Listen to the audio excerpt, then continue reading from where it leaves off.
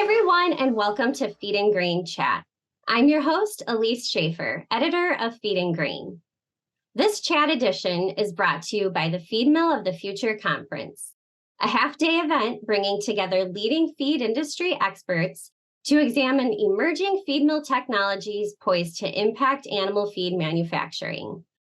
Taking place January 30th at IPPE 2024, the conference is produced by Feed Strategy and Feed and Grain, organized in partnership with the American Feed Industry Association. To learn more about the 2024 Feed Mill of the Future Conference and to register, visit feedmillofthefuture.com. Today, I'm joined on Zoom by one of our Feed Mill of the Future Conference panelists, May Walraven, Innova Feed's North American General Manager and Chief Impact Officer.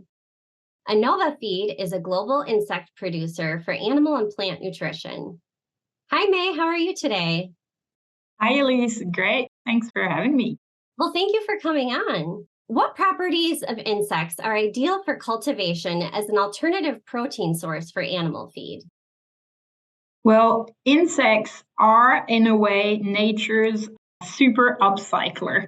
If you think about insects' role in nature, they tend to eat decaying biomass that's kind of poor in nutrient, and they concentrate this nutrient in a superfood for other animals. Small mammals, birds, even fish feed on insects in nature. And so, in a way, it's surprising they haven't been used in our food chains to this day, because we have huge biomass stocks around the world that are byproducts from our current agri-industry that can be used to feed insects and hence upcycle into high quality ingredients. So high quality protein, high quality source of oil and fatty acid, and actually all part of the insect production can be recycled, because we also recycled insect poop and we use it for plant nutrition as an organic fertilizer. So insects really have this superpower of upcycling what can be considered waste into high quality nutrients, which makes them a really great alternative for the future to bring more circularity into our food chains. So, in what ways does Innova Feed embrace circularity in terms of resource utilization and reducing waste streams? Yeah, so we have the chance to be working with a blank slate. So we could design our processes from zero, and we figured, how can we maximize the circularity of our production model? And because we're using waste from another industry, we decided that we would co-locate our insect farms with existing agricultural plants that transform cereal and have an over-the-fence model where we use the byproducts to feed our insects. When we do that, we avoid a lot of transport by truck because we're piping the byproducts from one facility to another, but we also avoid a drying step that these products generally have to undergo, as they're generated, as we call, wet, with about 70 to 80% water. And our insects can actually eat them under the wet form, hence bypassing that drying step, the energy and the CO2 emissions that are related to it. But as we kind of explored this co-location model, which we refer to as industrial symbiosis, because we try to find all the symbiotic ways to collaborate with these partners, we realized that these large agricultural facilities often had waste heat on top of waste byproducts. And so that waste heat can be used to heat our facilities, and about 60% of our energy needs are the use of this waste energy. So, how critical is expanding circular economies in agriculture to its ability to preserve the planet for future generations?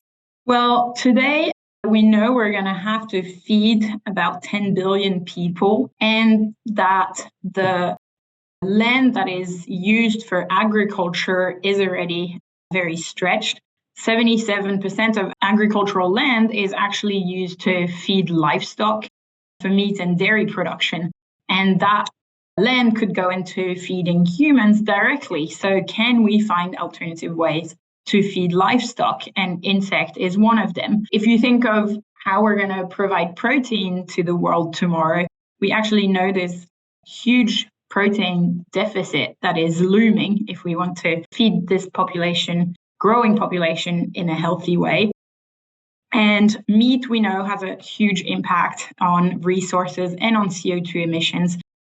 We see the growth of aquaculture as a very sustainable source of protein, but one that relies heavily on marine resources for that industry to grow. And we see insect as a solution here to lower the impact both on land utilization, but also on the pressure of marine resources, where we wouldn't need any additional raw material than what is already produced today in order to build this whole new industry.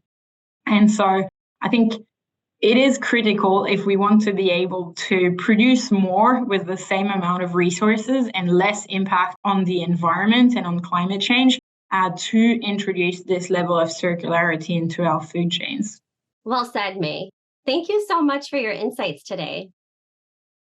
Thank you for your interest in our growing industry. Well, that's all for today's Feed and Grain Chat. And if you'd like to learn more about today's topic, attend How Circular Economies Reduce Waste in Feed Production, Enhance Animal Nutrition at Feed Mill of the Future Conference.